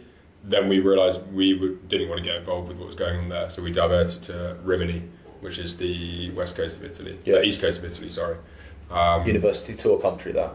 Yeah? Yeah. Right, it's high school stuff, yeah. That's a wild destination to go to. But yeah, it can get stressful. What happens then? So like you've diverted, you've gone to Rimini, or you've diverted. You don't normally stop off in the evenings. What would happen there? You obviously offload everybody, and then where do you go? Do you fly back so to the that UK? day, Or? it's a decision, right? You either land, refuel, wait the storm out, which is what we did that day. The storm was blowing over quite quickly from our destination, so we landed, put a load more fuel in the aircraft, kept everyone on board, and just kept an eye on the weather radar. And it looked like in about an hour's time after landing, the weather was going to clear from the destination we were trying to get to. Yeah. So we just waited for that to blow over, then took off, flew there, and then back to Gatwick. And situations like that, you've got to be aware of so many things, like flight time limitations for pilots. There's a set amount of hours we can do each day, and the more flights you do each day, the more restrictive the hours are. So that day, because we then turned 2 flights into 3 flights essentially, our hours suddenly got reduced. And by the time we ended up coming back to Gatwick, we were like on the cusp of what we legally could be doing that day. You can apply for an extension or something like that, can you? And it can be approved? Because I got the exact story was when I was coming back from the lakes in Italy, and my flight there was a thunderstorm going around Bergamo Airport, and we got to about 1 o'clock in the morning, and that's when they said, they've applied for an extension. But at that point, they were like, the weather's not going to get any better, so it doesn't really make any difference. But by the time even if we take off for the next 20 minutes, by the time we've landed in the UK, we wouldn't be allowed to land. So, what happens at that point? So do you apply for an extension, or have they just made that up to? No, it's called discretion. It's the thing. It's basically down to the captain or the commander. They're the ones. You're calling yourself a commander now? Well, that's legally. That's in the book. Commander. Commander's discretion. That's what it's called. So they can use the discretion, but they have to have all the team on board. Basically, you need all the crew to say, "Yeah, I'm happy to do it." We can go a maximum of 2 hours over our legal limit of what we're allowed to do in order to get the plane home, basically. But it's a decision that you've got to take with a lot of things into account. Because if you're using discretion, it's a hell of a long day, and like you're all going to be tired. And when you're tired and you're flying a plane, that's when bad things happen. So some people just, out of principle, will never use discretion. They'll say they are our maximum hours for a reason, so I'm not using discretion. Other people, myself included, it's going to be situationally dependent. Yeah. But in summer, like there can be weeks where you're using it 2 or 3 times in a week, and maybe on the 3rd day you're going to be like, actually, I'm not going to use it today because I am knackered, and like I'm thinking about the safety of the passengers and the crew and myself here. Like, it's stupid flying an aircraft when you're that tired, you're needing to extend beyond your legal hours. Yeah, also you don't get paid for the overtime, so what's the main yeah, I mean, I get it. I mean, it's got to be a bit of sense and sensibility. What are your legal hours then? It varies. They can be anywhere from kind of, off the top of my head, 11 hours to kind of 14 hours. It's this big table we use based on what time we checked in that day and how many flights we do. And then off those hours, you can do 2 more on top of that. How many does a lorry driver do? I have no idea. Sure. I think you cause more carnage with a lorry than you would with a plane. But 14 hours flying is... They can be long days. I wouldn't want to do 14 hours of driving. I mean, I wouldn't even want to do... 14 hours of work is a lot. Yeah. Especially from what we were saying, like, you're not physically tired. Yeah. I mean, you're going to get to that point where you are physically tired. I mean, if you're up at like 3 in the morning and you're not getting back till like 4 or 5 in the afternoon, and you've got to drive home, like, that's a lot. But it's tough, yeah. Because I've looked at it. You think about it in the sense of like, right, we're going to do some flights today.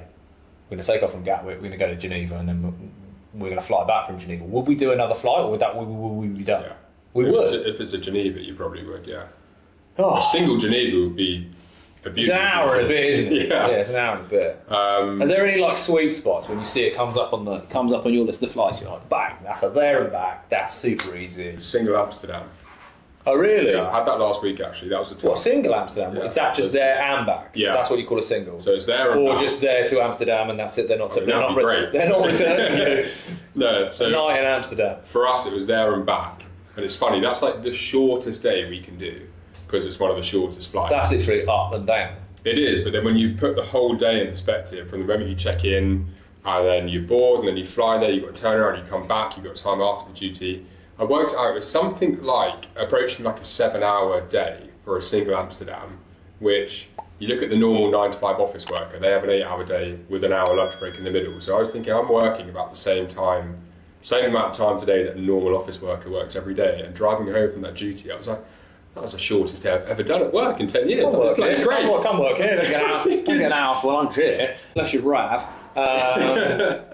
No, it's a bit different. I mean, it is really, really different. I mean, like just chatting about Ravi there, like he goes out for a bit of a run during the day and stuff. You can't just get out in the middle of the place. Like, I'm just going to run down here. I'm just going to do a casual floaty 5k down the middle of the aisle. Like, hey! No, it's really different. I mean, like, kind of coming away a little bit from sort of like being in the air and stuff. Like we've spoken about, it's like I was laughing about the fat potbelly pilot, but you've got to keep yourself fit. Yeah. But which is hard.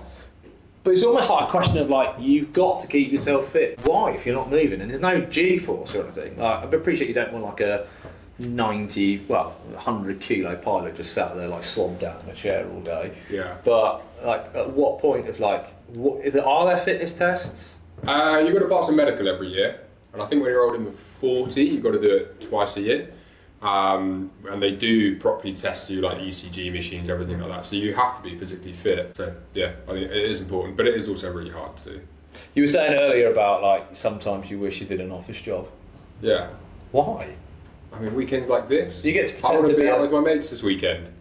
Yeah, I get that. Don't get me wrong. You get weekend. to be out with your mates, but at the same time, like next week you're going to be living the dream, flying around, having a great time. You're not sitting there being like, I'm replying to emails all day long, and then some Karen sent you something at 5 o'clock before you want to go home, and you're like, like you're not going to get that. Like when you get off the plane, like, I appreciate you got to fly the next day, but that flight's done unless you've done something that you should have done, which I'm going to ask in a bit. Like, is there things that you can get in trouble for?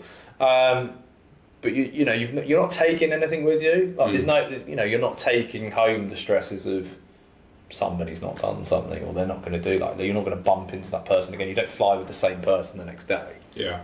So like, why? I find it crazy that you're like, an office job is great. I think you always want what you can't have, right? And what I don't have in the airlines is, I wouldn't call it a very stable life.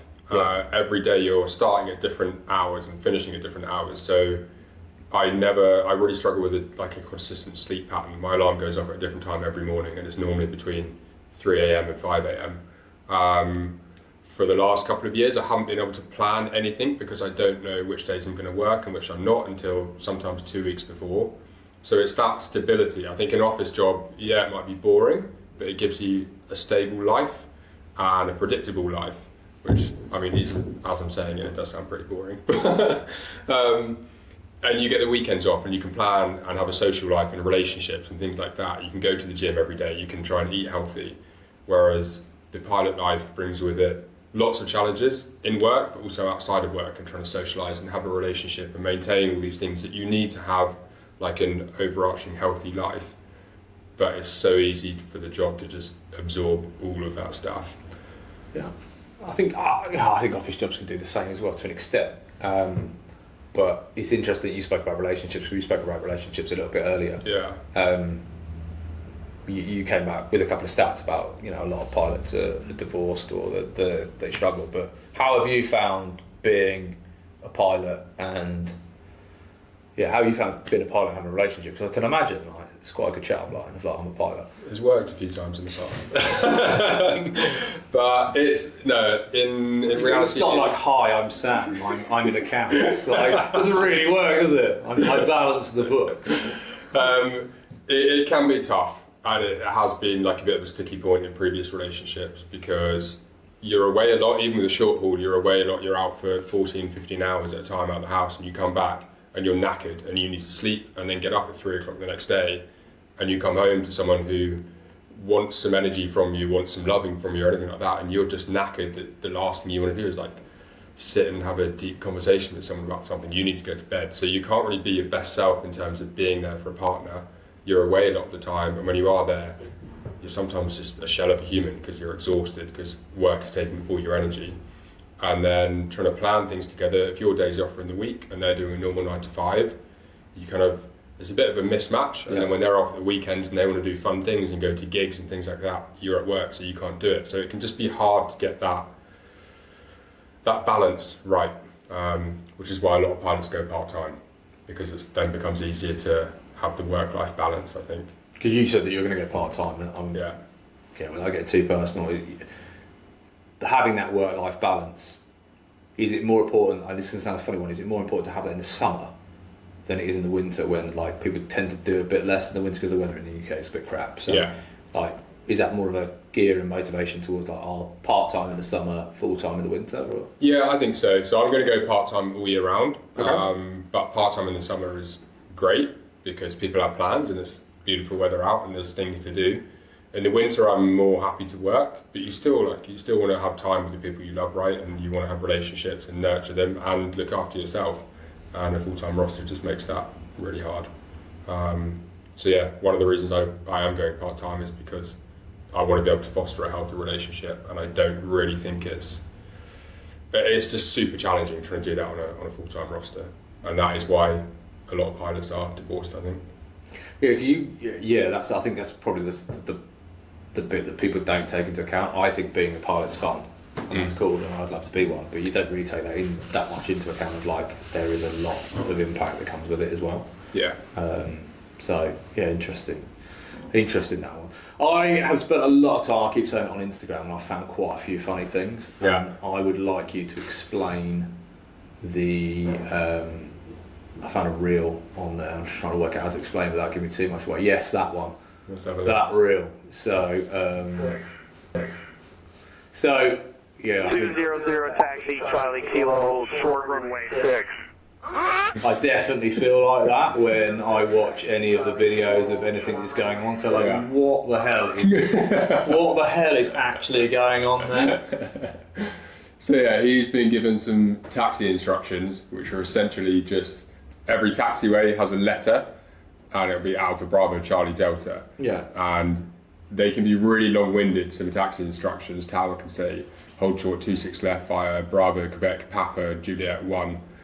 And sometimes that can, like, what does that mean to you? It's gibberish, right? Well, not just gibberish. There's a lot, like, I'm probably not the best with the short-term memory thing, but I wouldn't be able to even repeat any of what you came back and said, like there. So is there a way of me getting down the runway at Gatwick with like a little sat nav, just pop down there? Could you see it now? Like, I think it was last Saturday, I was just like getting ready for us doing this, and I was kind of looking it up, and I was wondering, like, if I became a pilot, even just got my own private pilot's license, like, what could I fly? Yeah. I was just kind of looking up, and then obviously getting all of these things coming up, and I can't remember what it was, but Cirrus, it was, they had a new one, and they had like an... Was it the jet or the little... The jet, propeller? it was the jet one. I looked at that, and I thought, that would be cool. Yeah. If you've got £1 million spare, or £2 million. It's nearly 4 for the private one. I put all the trim in and everything. I did. Yeah. I don't know why. I mean, I'm living in a life of fantasy here. Unless they want to sponsor the show and just give Sam one, and I can have it afterwards, I really wouldn't mind that. But I was looking at it like that, and I was thinking, there's a lot of cool things with this, but you look at that and you think, I just don't get how you know all the stuff that you do. Like, you're talking about, like, oh, it's this runway, blah, blah, blah, blah, it's this and this. Like, I get it, like having a small jet flying from here and there and doing that, that's easy, you know. Sure, and there's probably, you get on one end of the runway, get off the other. There's not probably a short and a long version, it is just a runway. But you go to Gatwick and you think, it's 2 runways, isn't there? Yeah, 2 runways. Yeah. It's quite a lot. I mean, it's not actually that big when you think about it. When you know, yes, there's a north and a south terminal. It's not actually that big when you're there. I'm sure you're going to say it is. But how the hell do you know where you're going when you're like, oh, we're going to go and land today in Paphos? If you've never, well, Paphos has got quite a small airport, but we're going to go and land today in Madrid. Yeah. A big airport. Like, how the hell, if you've never been there before, do you know where you're going? Like, there isn't a sat-nav thing that's there. Do you have anything on the iPad? Yeah, jumping back to the iPad, we've got charts on there, and you've got a taxi chart, so it'll be a layout of the whole airport. But can you follow yourself along? Because I would struggle at that point. We can't. Some of these jets can. We can't, but you just kind of see where you're landing and you'd pre-plan. So before you land, you say we're going to come off the runway here, and then as you come off, ATC will give you instructions, and it will be gibberish. It will be like right, left on Foxtrot, right on Papa, taxi to stand 505. But you'd already kind of planned in your head roughly where you think they're going to send you, and you're going to know where the taxiways are a little bit, but you can just stop the aircraft or slow down and both be looking at the chart, and you just work out. You're just on the Madrid arrivals and be like, yeah, gate 21, okay, yeah. Go. That's a question for you. Like, they talk about phones off on a plane. Yeah. Does it make a difference? Because everyone's like, oh, the pilots can hear it. You'd be surprised. Really? I can hear when a passenger's phone is on in the front row.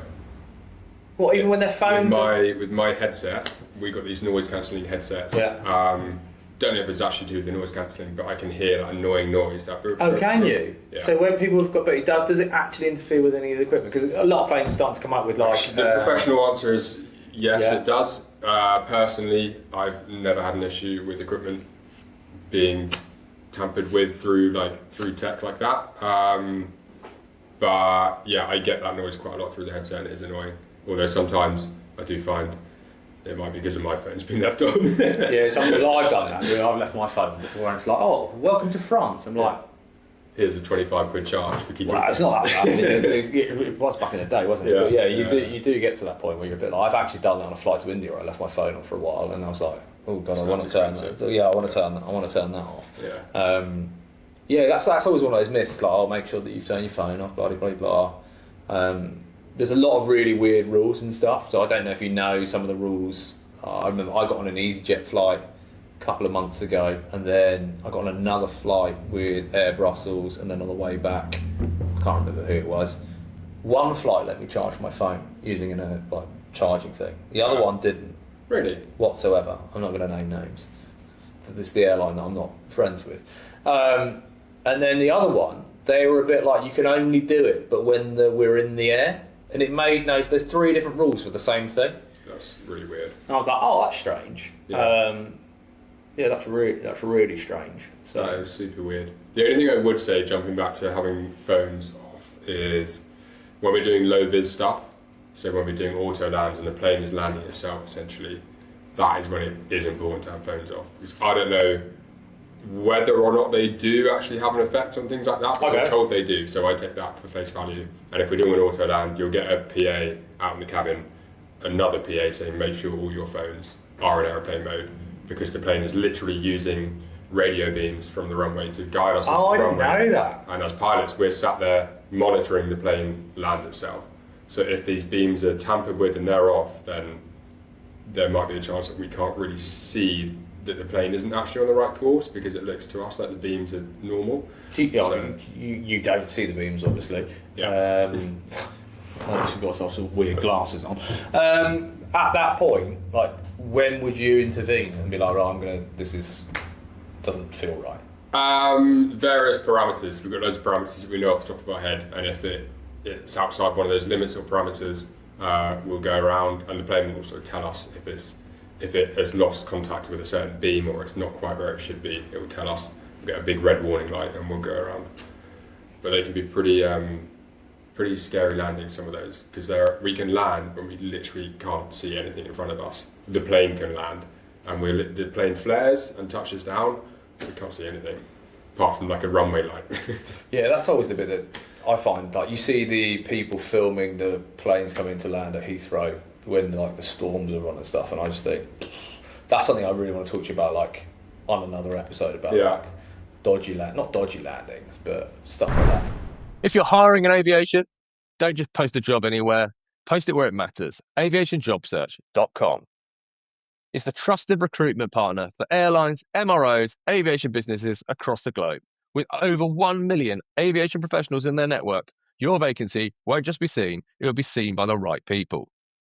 Whether you're looking for licensed engineers, type-rated pilots, specialist ground crew, Aviation Job Search delivers quality candidates quickly. So visit aviationjobsearch.com to post your role today and let the talent come to you. I do want to touch on it because you brought it up a minute ago. It's like every bloke thinks that they can land a plane, which is the funny thing, because we sort of sitting there talking about it. Like, oh yeah, if the pilot wasn't there, appreciate that there's a first officer there. Actually, like, there's a safety pilot there occasionally and stuff. So a lot's got to go wrong for that to be the case. Yeah. I'd love to look at it because I've seen it on TV shows where they're like, oh, could anybody do it and be talked through it? And like, but they put them in front of like the runway.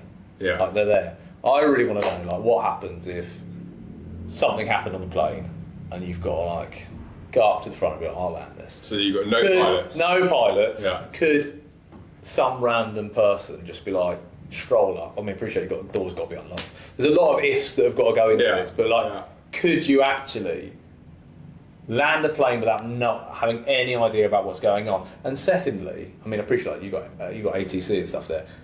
Are they even going to be able to know how to contact like air traffic control or anybody else? Because it's not like you're constantly talking and there's a button that just says air traffic control. There might be, I don't know. But at what point, like, are we buggered? Depends who's walking into the flight deck. I think we should do this. It's me. Yeah. Like, I'm walking in there. Well, as we said, I've never flown a plane before. Could we do it? Yeah. As we said just before this started, I think we should rent a sim, unless a sponsor is kind enough to give us their sim for an hour, and we'll give that a go. You can jump in the pilot seat. We'll start up at kind of 38,000 feet somewhere, and you can try and get us down without talking to anyone and without me saying anything. Yeah, because I think it's interesting because people talk about it and they're like, oh yeah, I could do it, but it's like, I've done this flight so many times. I think if I was near the UK, I'm geographically pretty astute of like, I know where I am. Like if I'm flying up over, if I was doing the flight back from Porto, which I've done so many times, I'm like literally, I know where I am. We're flying out over Jersey, we're going to come back in over Southampton, back out towards Guildford, back in. You could do a PA at the same time, couldn't you? I probably could. I get it. Tour. But if you were like, you're flying back from, I don't know, I'm flying back from Cancun, Yeah. I'm over the middle of the Atlantic. Yeah, then you're pretty fucked. You are, because you're like, the sea is just the sea. You've got no idea what's going on. Yeah.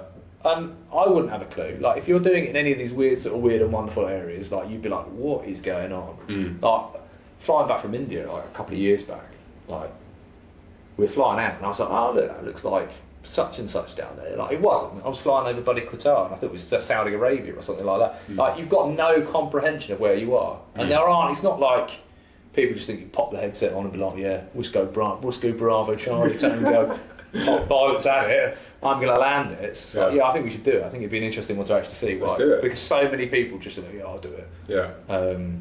As well. Cool. Let's do it. I'll answer your question. But you're not allowed to go and practice in a 320 sim before we do this. All right, fine. I've got the worst short-term memory, so I've maybe already asked this question. You said that your favourite plane is an A380. It's one I would love to fly. Yeah, it's a pretty cool plane, just because it's so big. It's the biggest one out there, right?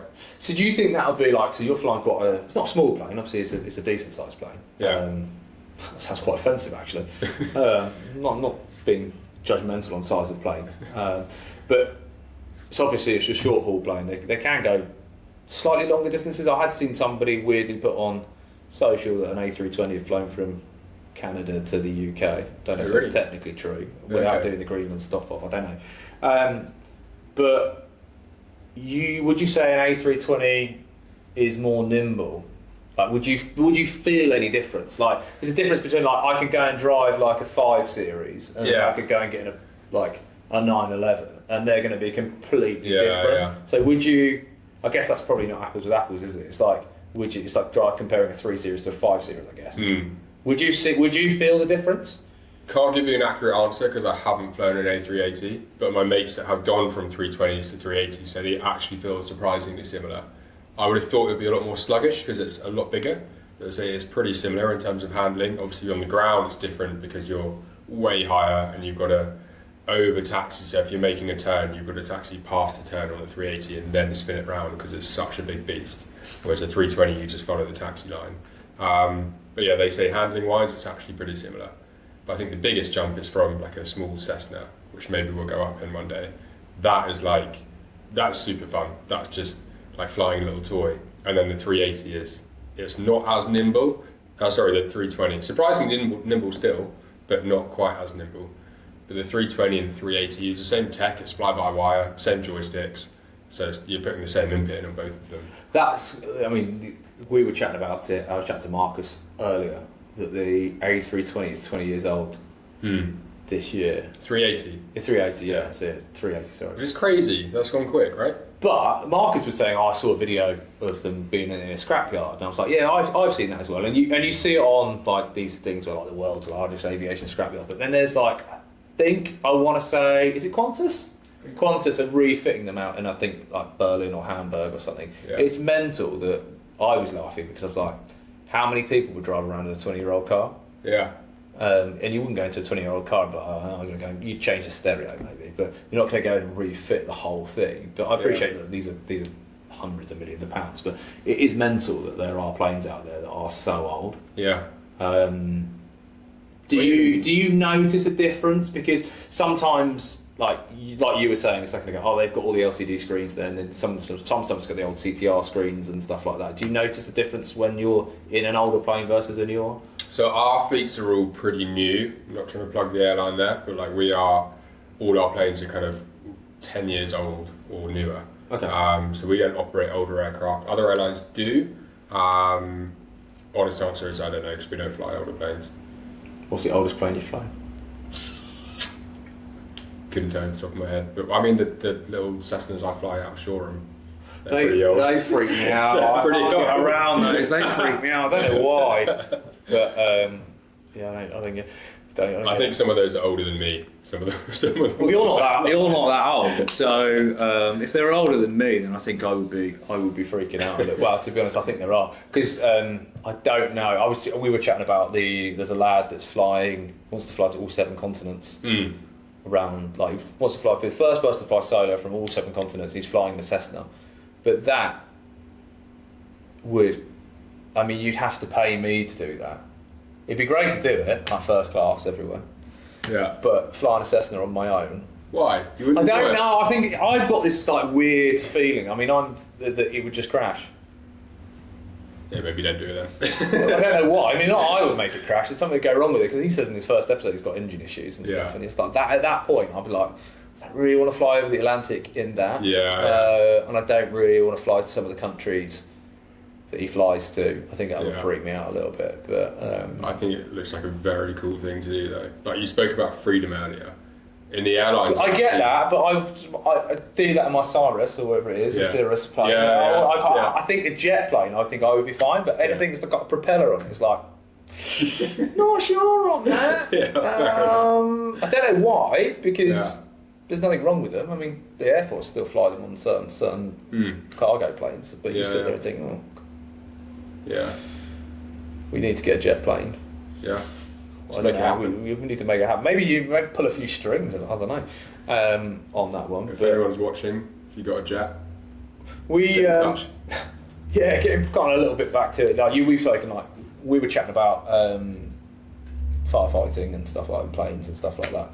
Is there anything that you want to do within your pilot career that you still aspire? You've said about flying around the world, but you still aspire to, and you think that's the next level of what I want to do? Or? Good question. One thing that I've always wanted to do, and I do fortunately get to do a little bit, is helicopters. But I would love to do the air ambulance. That is cool, and that's probably about one of the only helicopters, except an Apache, that I would want to be flying around in. It actually makes me sound quite sadistic. I just want to fly an Apache, but I think they'd be quite, because you can roll in those, but I can't imagine you're going to start rolling around in a, I don't know what air ambulances actually are. I don't think they'll be too happy in the back. No. We've lost the passenger. Breaking neck. Sorry.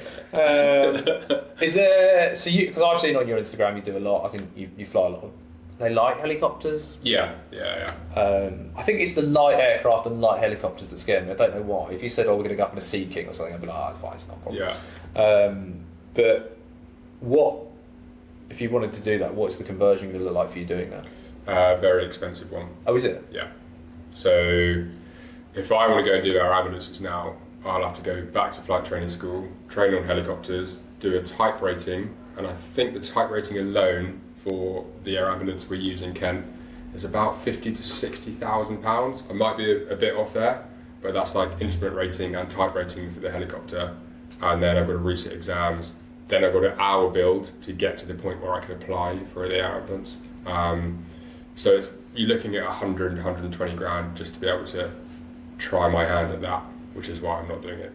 Do they tend to be military pilots that have gone into that? They're kind of like flying similar planes? It used to be ex-mil a lot, but now, similar to the airlines, people can just go to a helicopter school. There's one in the middle of England, and you go from 0 hours, you give them 100 grand, and you're spat out at the end of it with an ATPL helicopter license. You give them 100 grand? Yeah, pretty much. That's how it works. And it'll all be fine.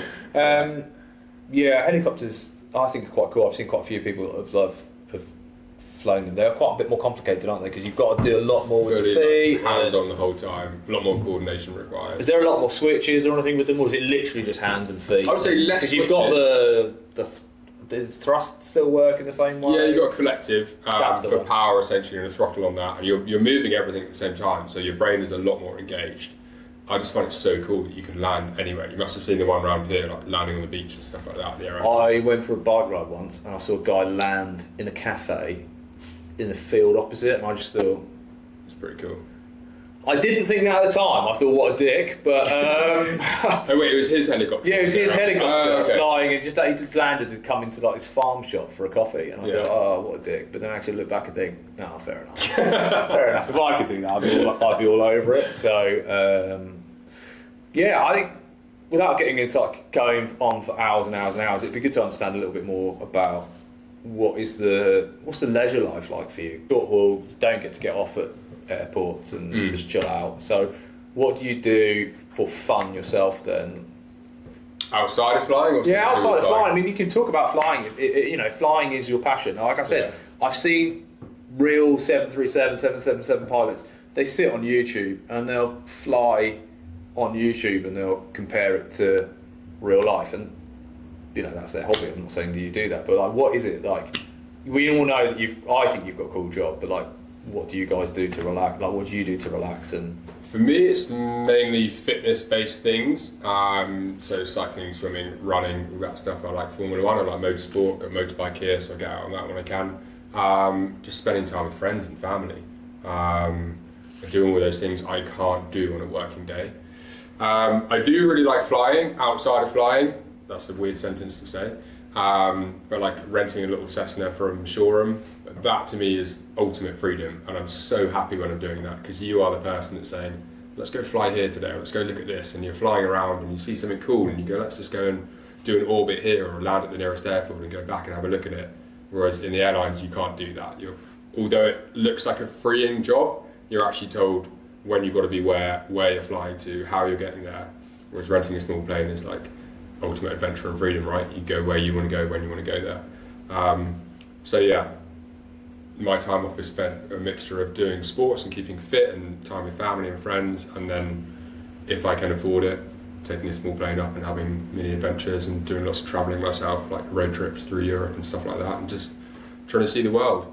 Have you done a flying, I don't know, it's not really a flying road trip, have you ever thought, I'm just going to get Cessna, could you rent a Cessna from showroom and then just fly it down to like, I don't know, Italy or beyond, and just... You probably could. If you got a bit of money. Yeah, if you got I think that's the challenging point, yeah. I would love to do that, as we were talking about earlier, that's one of my dreams, is to buy a plane or rent a plane and go and do a proper big trip in it, like that guy's doing on YouTube. But you need a lot of cash behind you to do that to start with. Would that scare you? Say you've got the cash, you've got the plane, would that scare you doing it? I don't think it would up front. I'm sure there'll be scary moments, and maybe moments where you're thinking, oh shit, what am I doing? But like the idea of it is more excitement than scary, I think. If you're flying on your own, are the rules, I mean look, the rules, obviously there's rules there, everyone's got to abide by them, but are they the same? Could you know, be flying your Cessna, maybe it doesn't work with the Cessna, but you're flying from here to Geneva, I don't know if a Cessna can do that in a distance, probably could. Probably not in one go, but you could stop. This one can. Okay, nice. Can you just kick back with the iPad and just watch a film? And a Cessna. I know that's wild. Have you got autopilot? Alright, we're in a plane that's got autopilot. Yeah. So maybe... I mean, no one's going to know what you're doing while you're up there, right? But you just got to be aware of other traffic around you and things like that. Do you see? Because I've seen that a couple of times where people are saying they're looking for visual confirmation. There was a guy that was landing at airport near Coachella, and he was saying like he's like mental, like there's planes everywhere, and they've literally got a minute on the runway, and then you've got to get off, and they're looking around like. Is there much you can do at that point? Can you see them, other planes flying around? Yeah. So like, but would you know, like, oh my god, that plane is at this similar level to me, and yeah. So when we're flying around, we've got a TCAS screen, so we can see all the traffic around us, how high it is, whether it's climbing or descending. And a lot of times we'll get asked by ATC if we can see, if we're near traffic, they'll say, do you have the traffic in sight? And we'll look and find the plane out the window and then confirm we can see it. If it's going to be like a relatively close call as such. How relatively close? Probably not the right wording to use there. Because you are like, what's the minimum you can be distance from another plane? 1,000 foot in the airways that we fly. So you can have another airline or aircraft 1,000 foot above you.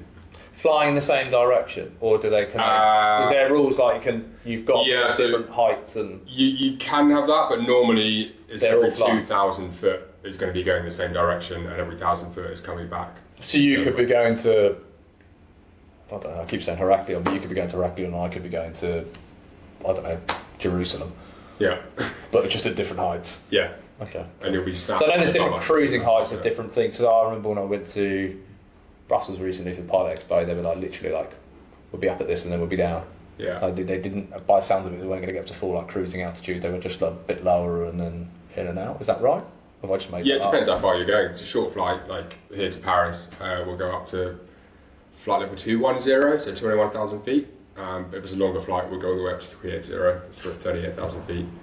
Just because there's no point going all the way up there. You probably wouldn't make it up there by the time you want to descend down to Paris. How long does it take to get up there? About half an hour up to 38,000 feet. So when would you get up to 38,000 feet? Like what sort of distance? Is there like, oh, this is a 1,000-mile flight, we're going to... Probably like Geneva, anywhere closer than Geneva. From if we're going from Gatwick, you might not make it up to 38,000 feet. But even thinking about it, even like Edinburgh, if we're going to Edinburgh from here, what's that, like an hour-long flight, hour and 20, we'll still sometimes get up to 38,000 feet. And you're sat there for all of like 5 minutes before you start your descent. That flight, I've done that flight before, that does not feel like an hour and 20. The shortest flight I think I've ever done was, it's either Gatwick to Newquay. Who was that with? Was it Flybe or something? Yeah, they're not around anymore. It was Flybe. That was like 13 quid or something. That's one of the cheapest flights I think I've ever done. Probably why they bust. Probably. And then I did one other flight, which could be slightly. We'll have to get Marcus to work out whether or not it is shorter. Is some one Thai island to another one, and it couldn't have been more than like 20 minutes on the plane. But I remember getting on it and it being like an A320. Oh really? And there was like 4 of us. Yeah. But it was Koh Samui Airport is the weirdest airport I've ever been to, because it's like being. Have you been there? I went back in the day when it was literally just a hut. Well, it's not changed that much. But basically, you go to like a hut, and then you're into like this weird concourse of just it's all outdoors, and it's like a street of shops, and then you just queue up in basically a wooden shed to get taken out to the plane. Yeah. And it's just very weird. Yeah. So yeah, we've spoken for ages. Maybe we wrap that one. I think we'll wrap up, because you've got 3 flights over the bank holiday weekend, and you got your 3 flights, and I really appreciate you coming in today and speaking about that. But I think on the next episode we're definitely going to be talking about my venture into trying to become a pilot. We'll have a few guests on the next episode as well. So if you've got any questions for Sam, or if you've got any questions for Sam, please drop them in the comments, and we'll get them answered in the next one. And it'd be great for you to join us on the next one. Thanks very much. Cheers, Sam. Really appreciate it. Cheers, Jeff.